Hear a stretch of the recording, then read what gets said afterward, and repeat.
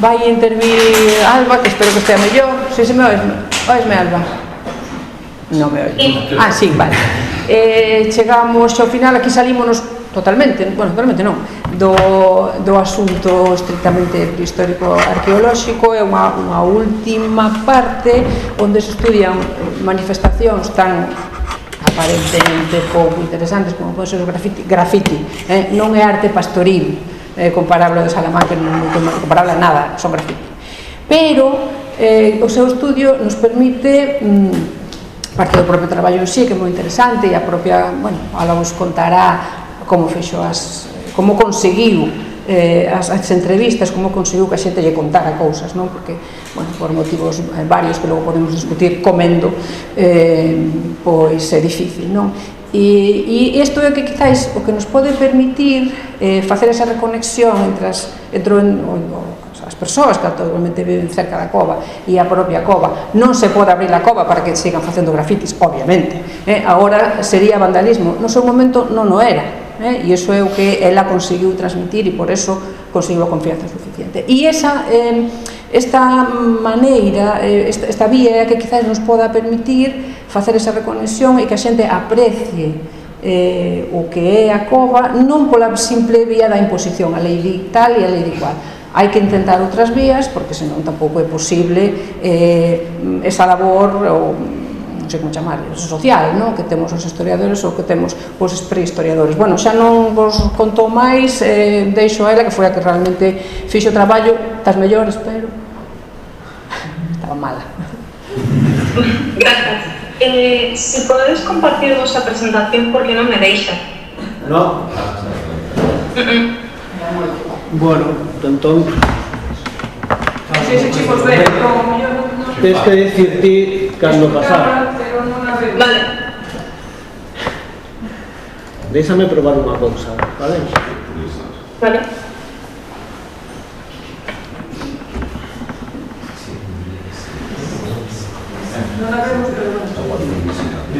Vale, perfecto, fala.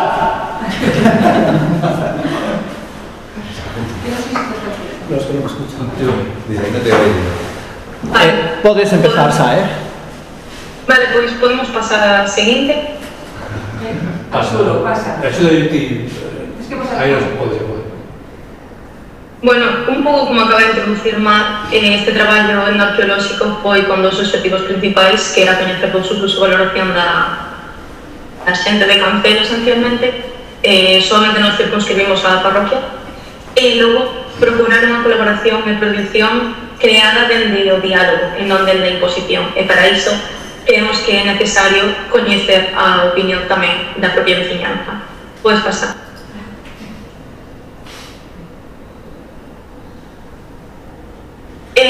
En canto a metodoloxía, fixemos entrevistas simplemente na parroquia de San Cristóbal de Cancelo, que en 2021, cando fixemos traballos de campo, contaba con 58 habitantes. Estas entrevistas viñeron motivadas polos grafitis que hai nas paredes de toda a cova, que sabíamos que eran feitos na inmensa maioría polos veciños. Así conseguimos facer 15 entrevistas, poden sonar a poucas, pero considerando os problemas que tivemos para que de primeiras quixeran hablar con nós, foron bastantes. Os entrevistados contan entre 40 e 92 anos e decidimos dividilos a nivel analítico para logo procesar toda a información en dous grupos, que son o grupo dos pais e o grupo dos fillos. Así, xemos as entrevistas seguindo unha guía temática de esquema aberto que temos que facer nós dende cero ese proceso, dado que non atopamos ninguna que combine registro etnográfico, ou seja, registro material con registro oral.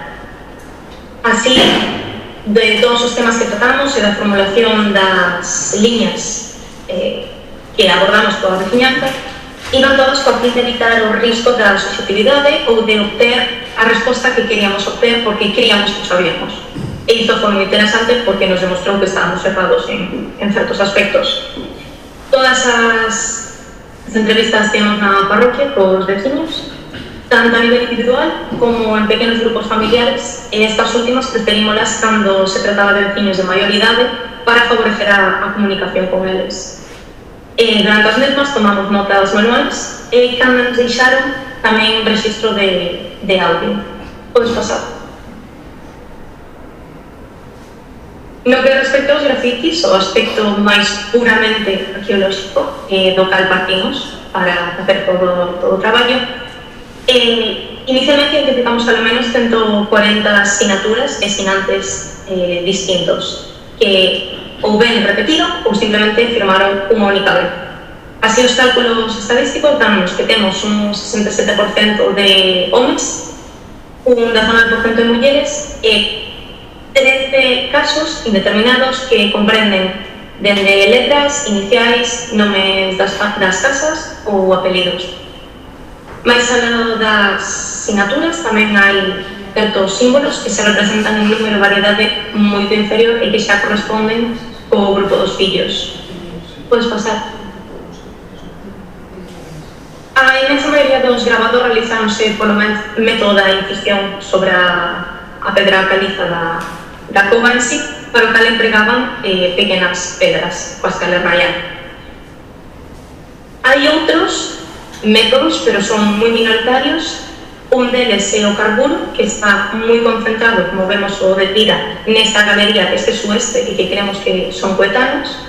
E logo temos 4 casos, como vemos na galería noroeste, feitos con lápiz, e que tamén, por paleografía e estilística, creemos que son dunha cronoloxía máis ou menos sincrónica. Moitas destas sinaturas están acompañadas de datas, de fechas, e cando son máis específicas, é que cando teñen mes, cando teñen día, creemos que sabemos que representan a data de inclusión, a data na cal asinaron. Pero nos topamos co problema que nos comentaron os propios veciños, que moitas veces asinaban e firmaban ao lado o ano de nacemento. Temos algúns identificados que sabemos que é o ano de nacemento. Entón, isto nos representa un problema a hora de empregar estes marcadores temporales, sobre todo nas máis antigas, como son dúas de unha mesma persoa con ano de 1889, pero que non podemos identificar si é o ano de nacemento ou no cal entrou. Podes pasar. Como xa falamos antes, seguindo un criterio analítico tras realizar todas as entrevistas, decidimos artellar a información e a xente en 2 grupos, o grupo dos pais e o grupo dos fillos. Indistintamente, a curiosidade é o motor esencial que moveu a ambos a introducirse e a algúns a deixar marca da súa aventura, do seu lance. E así, desde que temos a curiosidade como motor esencial, hai matices e hai diferencias entre os mesmos. Por mentres os maiores, os pais, informan que entraban moi puntualmente e era raro que os nenos repetisen. Os seus fillos xa sempre nos referiron a unhas entradas constantes nas cales a acción de asinar era entendida como unha parte máis do lance.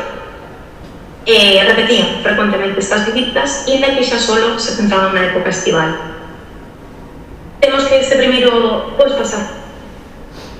Este primeiro grupo dos pais abrangue a primeira metade do século XX ata a década de 1960 e nesta as sinaturas están realizadas maioritariamente por nenos de Cancelo ou do municipio de Castela moi estrictamente relacionados coa actividade pastoril das ovellas. Esta cova tamén recibe o nome de Cova Grande e Cova das Ovellas.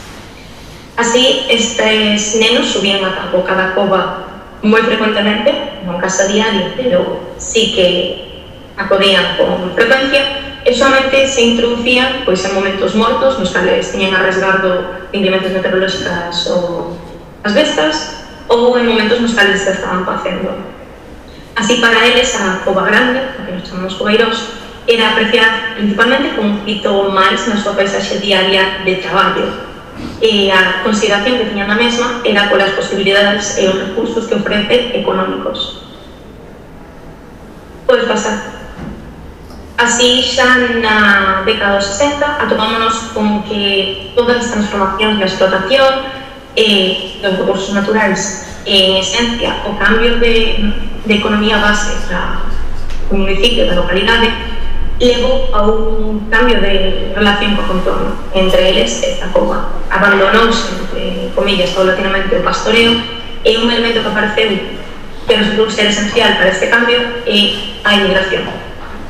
Moitas familias comenzaron a migrar parcialmente, non todas elas, e simplemente a contorno. Así, os fillos siguen sendo nenos adolescentes que nos entran na cova, nenos da contorna, pero xa o motor da curiosidade o verbalizan como aventura. Era a aventura do Bra, era a aventura de cando viñemos primos cataláns, esencialmente, que a eles lles interesaba. Tiñan esa curiosidade por realmente que había na cova. Os nenos de Cancelo rara vez acudían a ela por cuestións de tamén do que lle decían os seus maiores. Para eles esta cavidade era simplemente un elemento máis na paisaxe de Cancelo, e os tempos e os usos da mesma quedaban moi reducidos a unha única estación do ano. Así temos que, se ven o ideario popular cheo de contos, de lendas, de mouros, de aparicións ou do diaño, relacionado co patrimonio tanto de todo o sistema kárstico ou dos numerosos castros que rodean a localidade, vin influindo na perspectiva que tiña do medo ou da potencial risco da cova dende xa o grupo dos pais. Esta perspectiva de fantasía e de intriga viuse aumentada neste grupo dos fillos coa aparición das labores de investigación e das labores máis científicas, como son dende a década dos 80 o grupo Estelorixia Ártabros, dende os 90 os paleontólogos da Universidade da Coruña liderados por Rubén Gandal, ou tamén xa coa aparición dos arqueólogos que les intensificamos os labores xa inicios do novo milenio, do 2000. Así, estes nenos xa sempre quedaron coa idea de xente que viña a preguntar pola cabida de Cancelo. Os pais nunca tiveron esta perspectiva.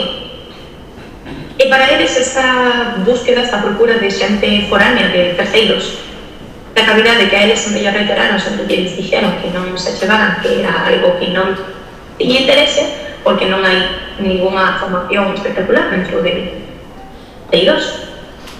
Pois, procuraron corroborar por que estes terceiros se achegaban, porque estes terceiros buscaban en que interese lle iran a cavidade, e atopamos unha correlación directa entre o inicio das excavacións propiamente entre o 1991 e o 93 e a que temos que denominar a explosión dos grafitis.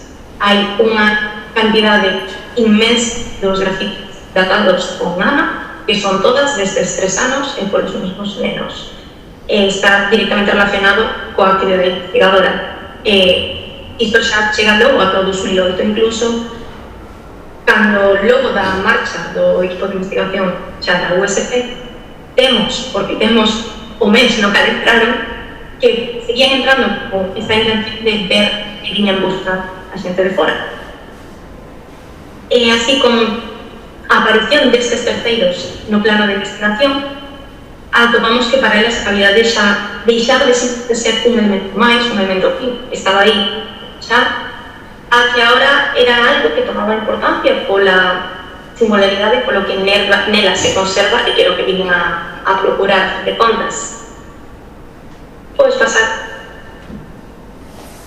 Así, para rematar no que refire a valoración por parte da veciñanza, os dous grupos parten da mesma raíz e parten da mesma idea, pero matizados.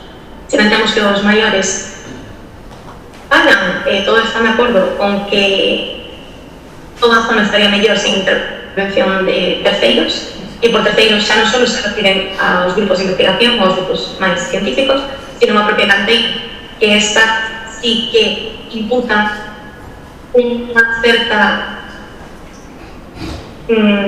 probabilidade na relación que os propios veciños teñen co seu contorno, co medio, e incluso no abandono das labores agrícolas e do campo, non só polas incomodidades que esta xerou, sino polo cambio na paisaxe que lle supuxo. E así considerando en xeral este grupo dos pais que a aparición destes terceiros foi en detrimento da súa relación coa contorna e o traballo da mesma. Por mentras temos que os máis novos un pouco máis matizado, máis ubicado a hora de transmitir. Teñen a decir o mismo, que esa zona estaba mellor sin interés de agentes alleos, mas eles xa teñen un sentimento de que isto se trata de algo importante, de que as habilidades teñen un valor ou teñen un prestixio polo que as atopa. E todo isto ven dado da visión dos investigadores, da ciencia e do científico e das situacións que netas se cometeron. En resumo, ven a ser isto, síntense despegados das actividades que na cova se acometen, incluso hai veciños abertamente opostos a todas estas medidas, pero, por xeral, falan unha accidente pacífica de deixarles facer, que veñan, fan o seu, e iso sería un pouco a valoración que teñen das actividades. Ya está.